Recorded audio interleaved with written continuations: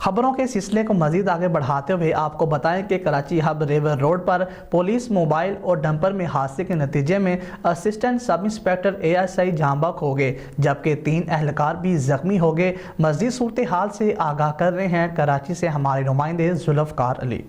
जी बिल्कुल, कराची के इलाके हब रिवर रोड पर पुलिस मोबाइल और डंपर में अफसोसनाक ट्रैफिक हादसा पेश आया है, जिसके नतीजे में ASI जाँ बहक हो गया और 3 एहलकार शदीद जख्मी हुए हैं।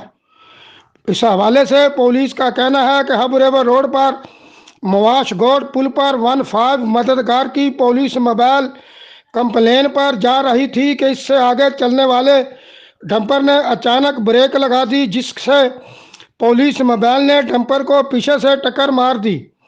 हादसे के बाद पुलिस मोबाइल डंपर में फंस गई और डंपर ड्राइवर कई फुट तक मोबाइल को घसीटने के बाद डंपर छोड़कर फरार हो गया।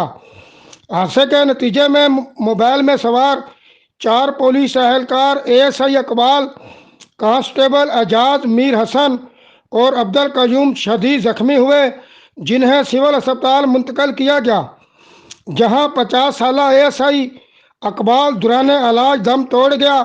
पुलिस का कहना है कि हादसे के बाद डंपर ड्राइवर को हिरासत में ले लिया गया है। जी बहुत शुक्रिया जुल्फकार, तफसीलात से आगाह करने के लिए। अब तक के लिए इतना ही। मज़ीद खबरों के लिए देखते रहिए SM न्यूज़।